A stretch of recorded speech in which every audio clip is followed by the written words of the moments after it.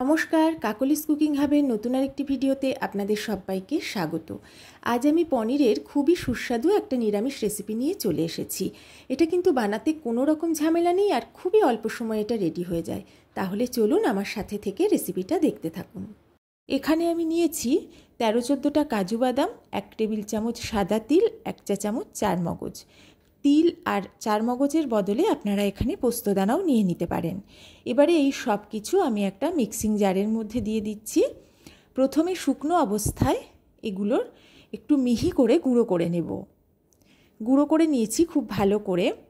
অপরদিকে আমি নিয়েছি একটা মাঝারি সাইজের টমেটো টুকরো করে, কিছু আদা কুচি, 4টে কাঁচা লঙ্কা।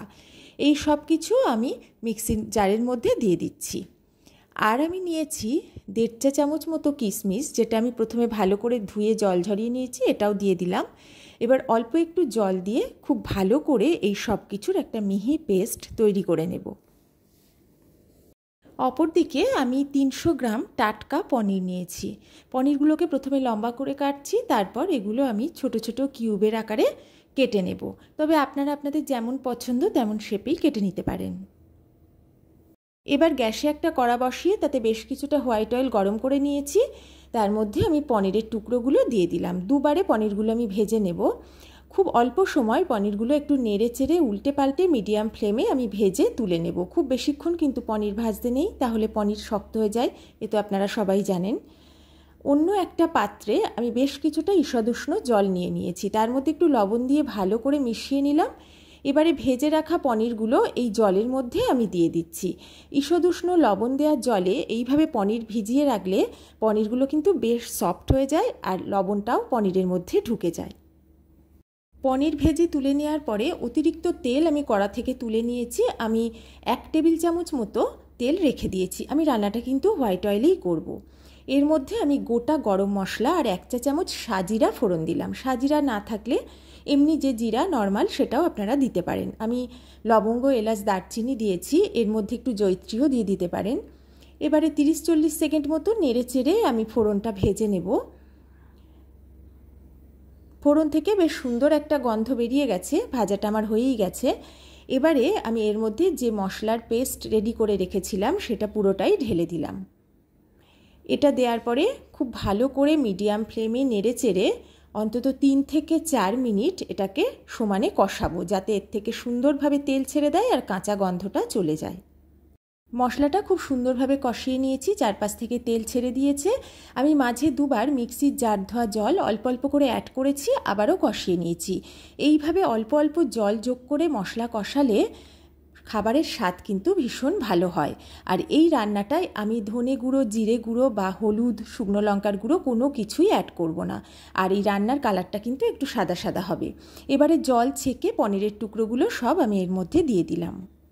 পনিরগুলো মশলার সাথে হালকা হাতে ভালো করে মিশিয়ে নিয়ে বেশ কিছুটা সময় নিয়ে আমি কষিয়ে নেব। যারা প্রথম থেকে এতক্ষণ আমার সাথে থেকে ভিডিওটা দেখছেন তাদের সবাইকে আমার অনেক অনেক ভালোবাসা, অনেক ধন্যবাদ। এবারে আমি এর মধ্যে দিয়ে দিচ্ছি স্বাদ মতো লবণ আর 1 চা চামচেরও বেশি চিনি। যেহেতু এটা নিরামিষ রান্না তাই এটা মিষ্টি মিষ্টি খেতেই ভালো লাগে, তবে অবশ্যই আপনারা যে যেমন পছন্দ করেন স্বাদ বুঝে চিনিটা অ্যাড করবেন। চিনিটা দেওয়াতে একটু জল ছেড়ে দেয়, তাই আবারও বেশ কিছুক্ষণ আমি এটা কষিয়ে নিচ্ছি। এই রান্নাটা কিন্তু করতে কোনো ঝামেলা নেই, খুব বেশি হলে 10 থেকে 15 মিনিট লাগে এটা বানাতে, আর খেতে কিন্তু ভীষণই সুস্বাদু হয়। এবারে আমি এর মধ্যে দিয়ে দিচ্ছি বেশ কিছুটা দুধ। আমি এখানে বড় 1 কাপ মতো দুধ অ্যাড করছি। দুধটা আগে জাল দিয়ে ঠান্ডা করে তারপর আমি এতে দিলাম। এবারে খুব ভালো করে এটা আমি মিশিয়ে নেব।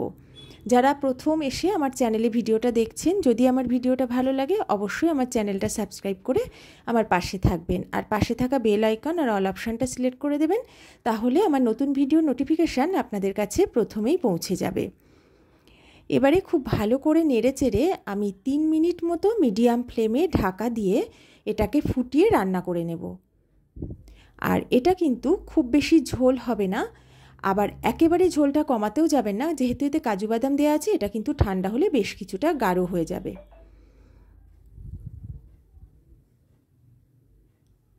3 মিনিট পরে ঢাকাটা আমি তুলে নিয়েছি।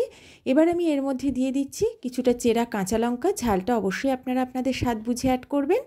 এবারে আবারও অল্প কিছুক্ষণ একটু ফুটিয়ে নেব, যাতে ঝোলটা আর একটু কমে আসে।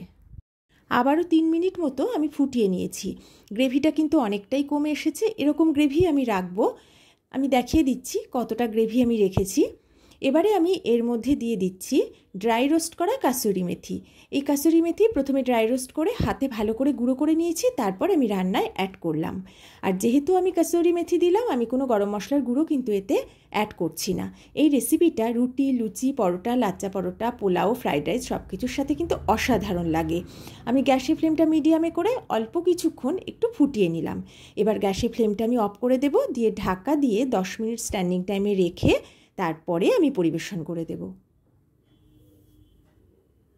অসাধারণ স্বাদের নিরামিষ দুধ পনিরের রেসিপি আমার একদম কমপ্লিট। আমি সার্ভ করে দিচ্ছি।